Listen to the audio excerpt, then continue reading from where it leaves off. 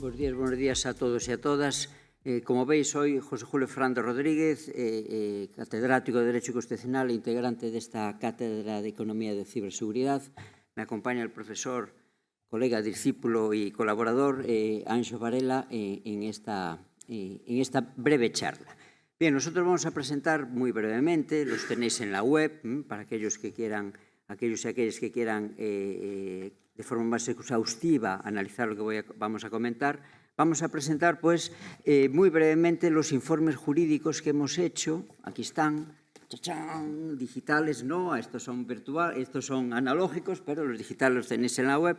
Los 3 informes jurídicos que de momento hemos hecho para la Cátedra de Economía de la Ciberseguridad. Aunque el derecho puede parecer prosaico, no lo es, ¿no? Porque es mucho más pasional y poético de lo que parece, ¿no? Estamos en un momento turbulento, incierto, convulso, donde no sabemos a dónde nos va a llevar la evolución tecnológica. Por lo tanto, lo primero que hay que hacer es hacer regulaciones y previsiones jurídicas adecuadas que sienten las bases dentro de una lógica democrática para esta evolución incierta de la inteligencia artificial, de la computación cuántica, de la computación en nube, de la robótica, etc., ¿no? Entonces, es lo que intentamos en estos informes jurídicos aclarar, ¿no? Por un lado, ¿qué pasa con la protección de datos? Voy a comentarlo ahora brevemente. Por otro lado, ¿cómo incide todo el universo de normas europeas desde hace 5 años, directivas y reglamentos, en nuestro ordenamiento jurídico español?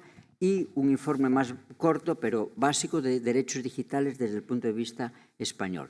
En todo caso, ya digo, lo vais a tener subidos, o ya los tenéis subidos en la web de la cátedra para ver más detalles. Bien, entonces, chas, siguiente. Ay, tengo yo aquí, perdón. A ver, chas. Bien, vamos a hablar de estos 5 puntos muy brevemente. Me voy a mover, tal vez. Hola, hola. Sí, se oye. Bien, entonces, yo voy a hablar de los 2 primeros puntos y después le dejo a mi colega Anxo Varela los siguientes. Bien, ¿qué es esto? Chas. ¿Qué es esto de protección de datos? Protección de datos es un derecho fundamental que garantiza la dignidad de la persona en tanto en cuanto esa persona es capaz de controlar los datos que hay sobre ella, datos que la identifican o la hacen identificable.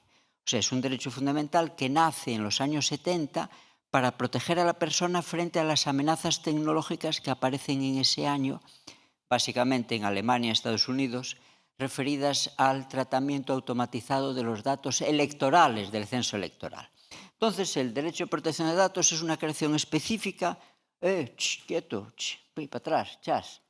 Es una creación específica para los juristas y los decisores públicos para afrontar el desafío tecnológico. Es muy llamativa la creación de este derecho fundamental, ¿no? Bien, estos son los informes que os decía, falta uno ahí en la foto, pero son los que os decía. Entonces, protección de datos en la regulación europea y española, ¿cómo se concreta? En 2 minutos. Chas, en este dibujo de mi autoría, que podéis citar, pero citando a José Julio Fernández como autor. Básicamente se concretan que hay una serie de ciudadanos, todos nosotros, que tenemos datos personales que son suculentos para las organizaciones que los quieren tratar legítimamente, ¿no? Aquí están las empresas, aquí están los hospitales, aquí está la universidad, aquí está el ayuntamiento y el ministerio. Legítimamente, porque para cumplir las funciones privadas y públicas son habitualmente necesarios datos personales. Toda la normativa de protección de datos, ¿qué pretende? No pretende evitar el tratamiento imprescindible para la sociedad actual de datos, no, intenta garantizarlo adecuadamente, ¿no? Intente dar unos principios, unos derechos, unas obligaciones para garantizar este tratamiento que se haga de forma correcta, que no se pierdan los datos, que no se pierda la confidencialidad, la integridad, la disponibilidad y se respete en el fondo la dignidad de la persona, porque es un derecho fundamental, insisto. No es un principio ético la protección de datos, no es una recomendación de buen gobierno, no. Es un derecho fundamental. Si tratamos mal los datos de las personas, vulneramos su dignidad y menguamos la calidad de nuestra democracia. Ni más ni menos, ni más ni menos. O sea que es un tema trascendental, presente y futuro. Bien, entonces, resumiendo, un minuto más de resumen de protección de datos. ¿En qué consisten estos principios? Básicamente, en que los datos se pueden tratar si son adecuados para una finalidad específica. Si se separan de esa finalidad, se vuelve ilegítimo el tratamiento. Un ejemplo. Un gimnasio puede tratar los datos de los clientes para gestionar el horario o para cobrarle la cuota. Pero no, esa es la finalidad, la gestión de la actividad del gimnasio. Pero no le puede mandar publicidad de una oferta inmobiliaria porque cambiaría la finalidad y sería ilegítimo ese tratamiento e ilegal. Igual que la universidad, algunos sois universitarios, ¿no? La universidad trata vuestros datos para la gestión del expediente académico y de la evaluación y de la asistencia a clase, no para cuestiones de tipo político o religioso, que sería otra finalidad de otras organizaciones. Bien, esa es la clave de protección de datos. Datos específicos y adecuados para la finalidad preestablecida que se comunica al interesado para que consienta. Si no quiero esa finalidad, no cedo mis datos, no consiento. Bien, esto está muy establecido y estabilizado desde hace 30 años en Europa, en otros países también por imitación europea. Bien, entonces, ¿qué pasa? Que llega la tecnología y resquebraja esto, especialmente los desajustes que provoca los sistemas de inteligencia artificial. ¿Por qué? Bueno, por dos tipos de razones muy breves. No voy a comentar todo esto, tranquilos, tranquilas. No voy a comentar todo esto, solo dos tipos de razones. ¿Qué le pasa a los sistemas de inteligencia artificial? Que necesitan hacer tratamiento masivo de datos. Cuantos más datos traten para entrenar, mejor. Pero mejor en sentido sustancial, porque si no parte de un entrenamiento masivo de datos, el sistema sesga y discrimina, otro problema jurídico, ¿no? El sistema sesga y discrimina porque a lo mejor el tratamiento inicial de datos de entrenamiento, de esos algoritmos, no es suficientemente amplio y entonces sale sesgado. Otro problema diferente, ¿no? que discrimine. Entonces, el sistema de inteligencia artificial necesita datos masivos, cuanto más masivos mejor, necesita dar resultados automatizados, porque para eso está, ¿no? Para que dé resultados automatizados. Y el tratamiento a lo mejor tiene una finalidad, pero después la cambia el propio sistema en el aprendizaje. Y eso es totalmente diametralmente opuesto a protección de datos, como os estoy diciendo, ¿no? El otro día me llaman, de una investigación médica en un sitio de España, ¿no? Para pedir un consejo, ¿no? Ese grupo de investigación de un hospital había recabado datos pidiendo consentimiento a pacientes de la enfermedad A, vamos a llamarla enfermedad A, y lo metieron en un sistema de inteligencia artificial. Pasan unas semanas y el sistema generativo ofrece resultados no interesantes para la finalidad A, sino para la finalidad o la enfermedad B. Y no habían consentido los pacientes para la B, solo consintieran para tratar datos para la A. Problema jurídico. ¿Qué hacen? Se vuelve ilegítimo el tratamiento. En efecto, es ilegal ese tratamiento. Tendrían que revertir el consentimiento, volver atrás y preguntarle a esos pacientes de hace meses: oye, nos habías consentido para la enfermedad A, consiéntenos también para la B. Pero algunos ya han muerto, algunos no es operativo con pacientes mayores, además eran mayores. Bueno, ese es el problema epistemológico, que protección de datos se basa en tratamientos específicos y finalidades delimitadas, y la inteligencia artificial se basa en tratamientos masivos y finalidades abiertas que van cambiando y adaptándose. Es un desajuste que no sé cómo se va a solventar. Y en protección de datos, aquí uno de los derechos que tenemos los interesados es: tengo derecho a que la decisión automatizada se humanice en algún momento, si yo lo pido, que la decisión que me afecta automatizada intervenga una persona. Se llama derecho a una decisión no única. Bien, imaginaos eso aquí, en inteligencia artificial, cuando la clave son las decisiones automatizadas en las que no intervienen las personas por razones de eficiencia pragmática y operacional. Entonces, la no intervención humana de los sistemas puede ser contradictoria con el derecho que tienen en protección de datos las personas que tenemos en que intervenga un humano en el proceso de toma de decisión. Es el primer grupo de problemas relativos a cuestiones conceptuales y epistemológicas entre protección de datos frente a la lógica del funcionamiento de la inteligencia artificial. Pero después hay problemas, los otros de aquí abajo, de conflictos normativos. La normativa de protección de datos es un reglamento europeo de 2016 y una ley orgánica española de 2018, y la normativa de protección de datos europea, como creo que sabéis, es un reglamento del 2024. Pues hay contradicciones. Por ejemplo, el riesgo. ¿Qué es riesgo en protección de datos? Riesgo en protección de datos es que se afecte la dignidad de la persona, ¿no? Que haya una pérdida de confidencialidad y se afecte y el hacker robe los datos o los perdamos. En cambio, en el Reglamento Europeo de Inteligencia Artificial, riesgo es que no funcione bien el sistema de inteligencia artificial, que no funcione bien, y que entonces la inversión pues, se estropee. O transparencia. ¿Qué es transparencia en protección de datos? Que el ciudadano sepa, para consentir, para dónde van sus datos y lo sepa con un lenguaje sencillo y adaptado a esa persona, si es un niño de una forma y si es un mayor poco senil de otra forma. En cambio, transparencia en el reglamento de inteligencia artificial es conocer las cuestiones técnicas del algoritmo que se usa. Pero eso tiene los límites de propiedad intelectual, o sea, es una transparencia muy delimitada y reducida. Bueno, por lo tanto, otro problemón, los desajustes normativos específicos entre la normativa de protección de datos europea y la normativa de inteligencia artificial europea, que los juristas pues, tendremos que idear ideas, no sé, para tratar de compatibilizarlo. Por lo tanto, lo que habría que hacer, y acabo muy brevemente, es actualizar la normativa de protección de datos o volver a sacar normativa de protección de datos e inteligencia artificial más coherente una con otra. Muy relevante esto, muy relevante. Por ejemplo, pues todo esto. La normativa de protección de datos, como dije, es del 2016, está anticuada. Es del 2016, Dios mío, eso es antidiluviano, ¿no? Entonces, lo que habría que hacer, pues ya veis, pues un montón de cosas, ¿no?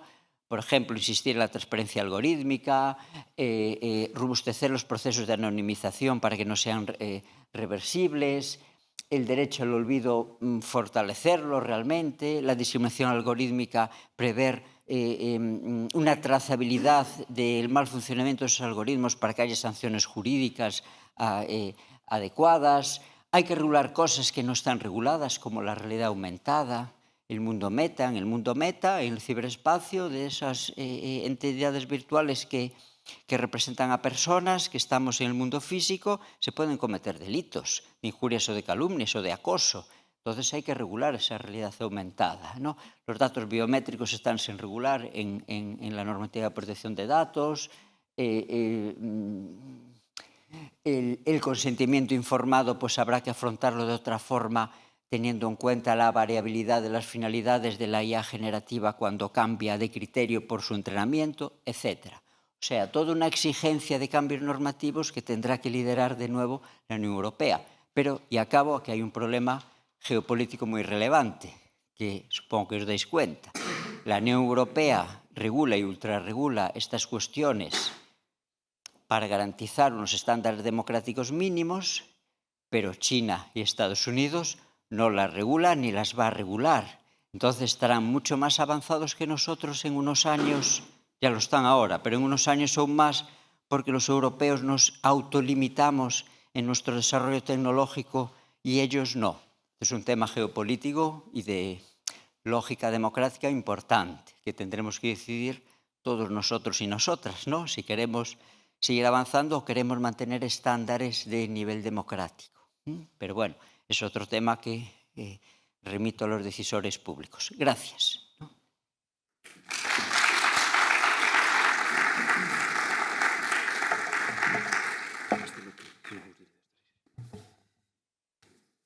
Muchas gracias a todos y a todas. Es un placer estar hoy aquí, acompañado de compañeros, de buenos alumnos y también de mi jefe, que me llama colega, pero no deja de ser mi jefe. O sea que le agradezco en todo caso la presentación.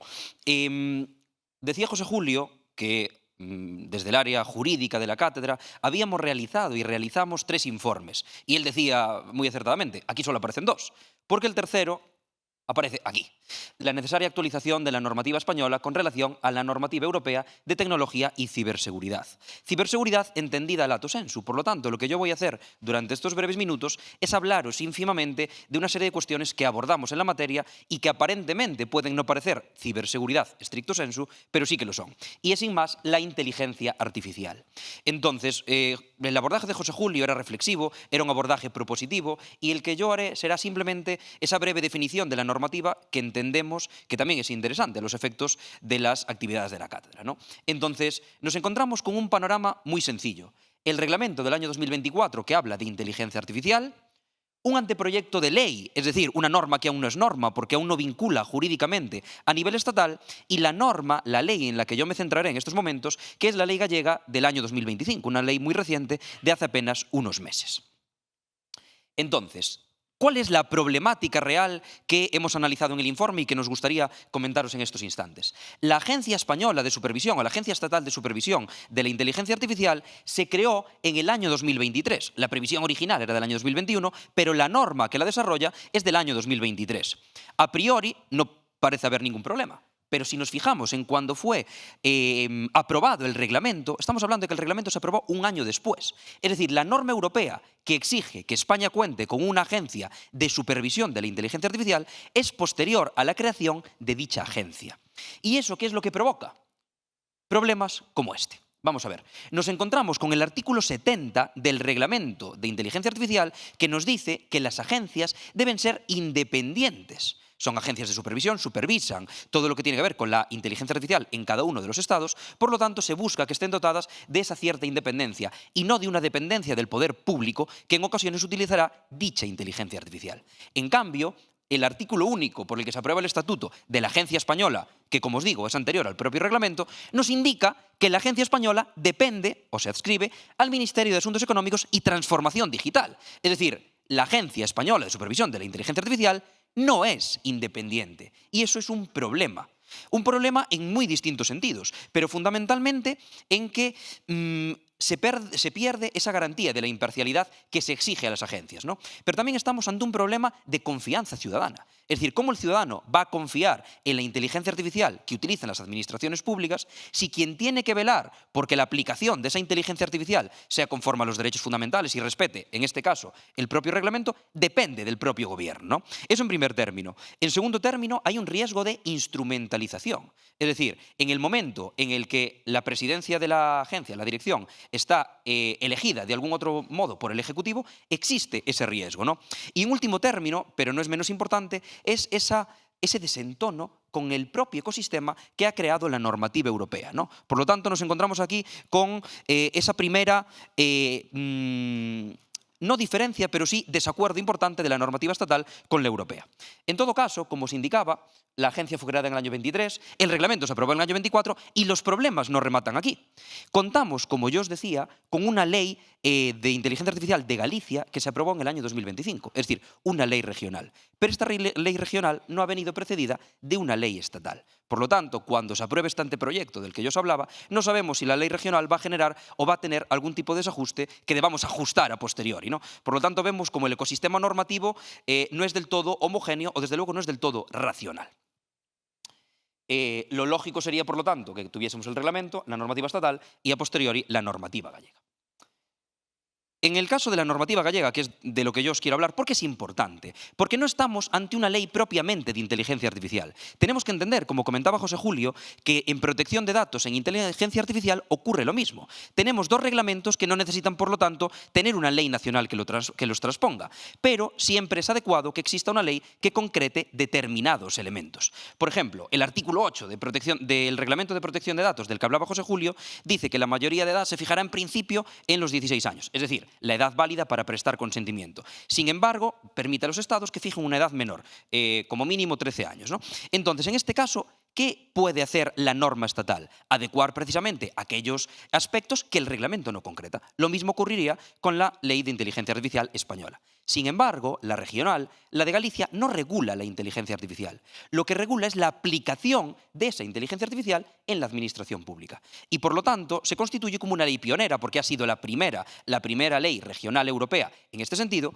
Y en segundo término, es fundamental por una materia que todos vosotros vais a comprender. Y es que una empresa utilice inteligencia artificial puede suponer un cierto riesgo para cualquier ciudadano que interseccione con dicha empresa, ¿no?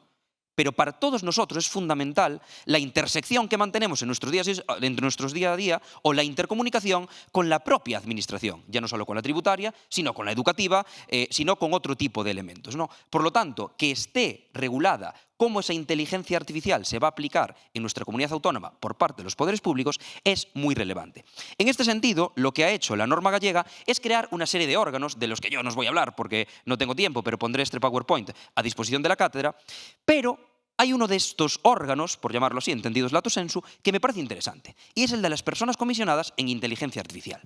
¿Qué son las personas comisionadas en inteligencia artificial? Para que lo entendáis, son más o menos lo que el delegado de protección de datos viene a ser a la propia normativa de protección de datos. Es decir, ¿de qué se deben encargar estas personas comisionadas en inteligencia artificial? Tal y como cito aquí, de velar por ese cumplimiento de los principios y de las obligaciones que están previstas en la normativa.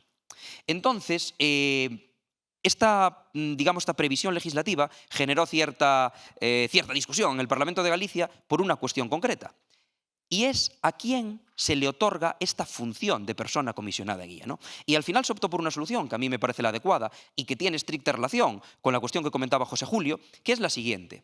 Se permite o se exige que sean personas comisionadas en IA los que ya son delegados de protección de datos. Claro, esto es cierto que puede generar un sobreabundamiento en las funciones que tiene el delegado de protección de datos, pero no es menos cierto que desde el punto de vista jurídico-constitucional es una cuestión interesante, porque piensen ustedes, protección de datos es un derecho fundamental previsto en el artículo 18.4 de nuestra Constitución. ¿Y qué es inteligencia artificial? Pues es otra cosa. Pero desde luego no hay ningún derecho fundamental a la inteligencia artificial. Por lo tanto, cuando la persona comisionada tenga que velar por la supervisión de todo lo que tiene que ver con la inteligencia artificial en la administración pública, se presupone que, como es la misma que tiene que velar por la protección de datos, va a optar por esa protección del derecho fundamental. Sobre todo porque también en protección de datos hay sanciones mucho más rigurosas, ¿no? En siguiente término, ya por ir concluyendo, además de estos órganos de gobernanza, se prevén distintos tipos de instrumentos. Y el que yo os quiero citar o explicar muy brevemente es el que tenemos en medio, el repositorio de sistemas de IA. Como os digo, lo que hace esta norma es regular la IA en la administración pública.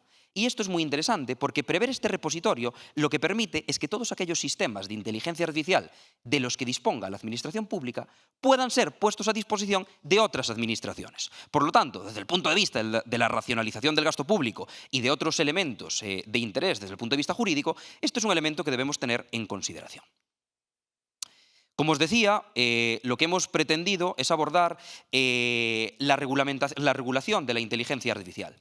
Al margen de ello, también hemos analizado en nuestro último informe, que José Julio tiene por ahí, que ahora enseña, ahí está, el informe. En este informe también hemos ahondado en otro tipo de materias que son interesantes desde el punto de vista de la ciberseguridad. Tenemos que entender una cuestión.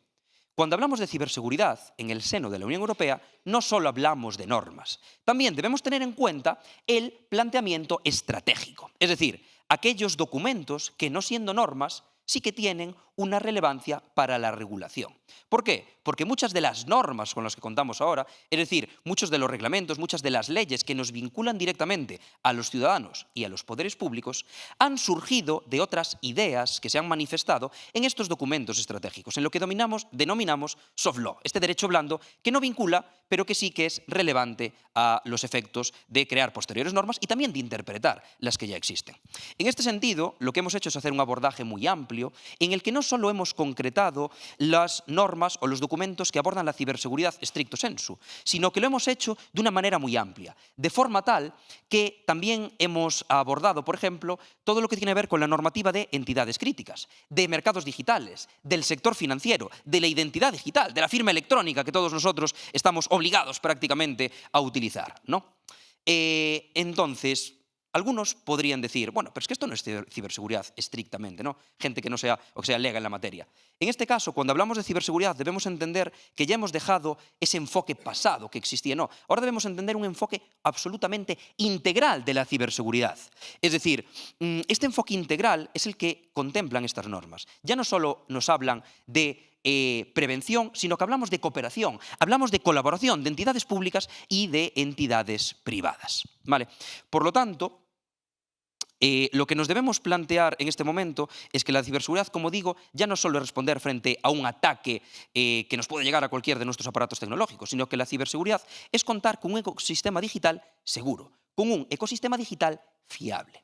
Y en este sentido, nos preguntamos nosotros aquí, ¿y el futuro? Es decir, hemos hecho 3 informes, pero con el permiso de la dirección de la cátedra, que nos escuchan ahora desde el auditorio, pueden surgir otros informes, pueden surgir otras investigaciones en una materia que no debemos dejar a un lado, que es la siguiente.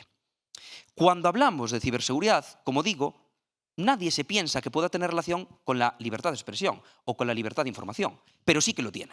En este sentido, debemos hablar de 2 reglamentos, del Mercado Único de Servicios Digitales y del Reglamento de Transparencia y Segmentación de la Publicidad Política, que son interesantes desde el punto de vista de la ciberseguridad.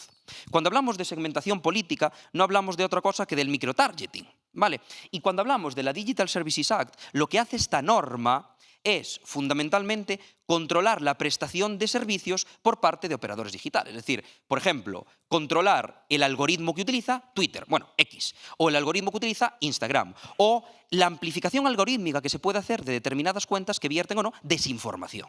Por lo tanto, en este sentido, también estamos hablando de ciberseguridad por un elemento fundamental.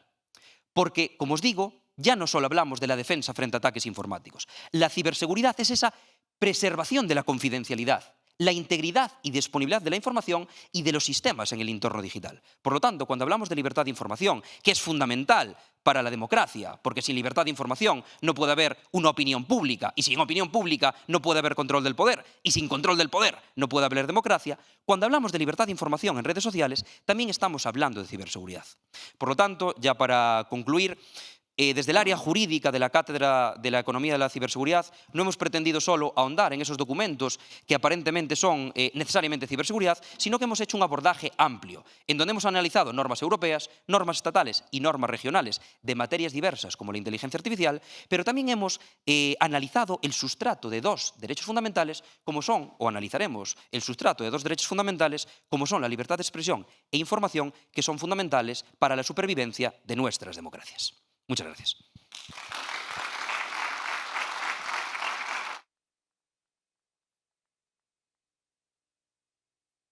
¿Alguna duda, alguna cuestión? ¿Alguna pregunta? Sí, por favor. No.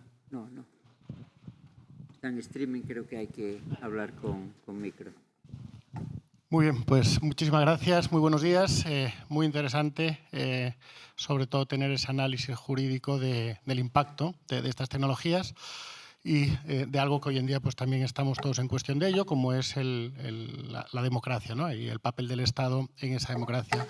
Me gustaría conocer si habéis tenido en cuenta o si encontráis en este análisis, hablamos de libertad de expresión, hablamos de libertad de comunicación. Me gustaría conocer vuestra opinión sobre privacidad, ya que afecta también de lleno a la seguridad y es un eje que en ciberseguridad pues también lo trabajamos y lo abordamos desde diferentes tecnologías y de diferentes perspectivas. Gracias. Gracias, sí, un tema nuclear. Vamos a ver, hace unos días di una conferencia jurídica en un entorno de expertos donde ponía en duda si íbamos a ser capaces los juristas de proteger la privacidad. Hay una duda entre los especialistas, yo llevo muchas décadas trabajando en temas tecnológicos y derechos fundamentales, si vamos a ser capaces de proteger la privacidad. Yo tengo dudas realmente. ¿Por qué? Bueno, porque la regulación jurídica en principio va por detrás de las amenazas. Esa es la lógica jurídica desde hace 2000 años. El derecho aparece cuando hay un problema social y hay que regularlo y solventarlo. No es preventiva, salvo alguna constitución que puede crear una sociedad para el futuro, puede ser, pero en principio el problema surge y el derecho lo regula para pacificarlo. Entonces, como la tecnología, la evolución es tan incierta y hay instrumentos tecnológicos, mecanismos de vulneración de privacidad, en el fondo todo el malware, el 90% del malware se usa para vulnerar derechos fundamentales, intimidad, honor, propia imagen, protección de datos, comunicaciones, domicilio electrónico, porque te roban cosas.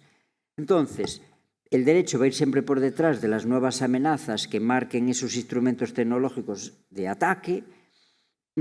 Por eso, esa es la duda. Los derechos nuevos que surjan en el mundo tecnológico, que van a surgir, neuroderechos, por ejemplo, para proteger la mente de la persona frente a las incidencias externas, ¿serán suficientes? Pues no tengo mis dudas. Los nuevos derechos que tengan los robots o los transhumanos, que ese es otro problema que está sobre la mesa, ¿van a mejorar nuestra privacidad? No, todo lo contrario, ¿no? Van a fortalecer el estatuto jurídico de esos androides que controlarán a lo mejor la privacidad de las personas con las que viven. Entonces, realmente veo casi utópico proteger la privacidad como la habíamos protegido hasta ahora, ¿no? Hasta ahora. ¿Qué tenemos que hacer? Bueno, idear a lo mejor normativa nueva, como sugerí, regular la realidad aumentada, por ejemplo, fortalecer el consentimiento informado. Hay elementos que pueden ir ayudando, pero yo creo que tenemos que asumir que nuestro nivel de privacidad va a caer o ya ha caído, ¿no? Tenemos que reconfigurar mentalmente nuestra mente, ¿no? Yo creo que esa es la única solución. No veo, en definitiva, mecanismos jurídicos eficaces a día de hoy que sean capaces de garantizar la privacidad como se garantizaba antes. Se garantizará en menor medida, sí. Muchas gracias. Un comentario muy breve, si me permite, José Julio. Cuando hablamos de protección de datos, no hablamos de restringir el acceso a datos. Hablamos precisamente de garantizar esa fiabilidad en la transmisión de los datos. No, el reglamento lo que pretende no es que no se transmitan datos, sino que se transmitan de una forma segura. Y esto es una cuestión que debemos tener en cuenta y que hemos analizado en distintos informes, porque claro, la protección de datos es un derecho fundamental, pero la transparencia para las administraciones públicas también es una exigencia democrática, ¿no? Por lo tanto, encontrar esa intersección entre lo que se debe publicar y lo que no, lo mismo en cuestiones algorítmicas, ¿no? Esa transparencia algorítmica tiene interés. Y eso es una cuestión que debemos tener siempre en cuenta. Privacidad sí, pero bueno, tampoco debemos cerrarnos al avance, al progreso, a la evolución. Pero claro, estamos hablando del entorno europeo con una normativa, insisto en lo de antes, y los entornos en otras partes del mundo son diferentes. Entonces vamos a ir con perspectivas jurídicas distintas a nivel global, ¿no? Bueno, gracias en cualquier cosa, pues estamos localizables y seguimos trabajando. Gracias a todos y a todas.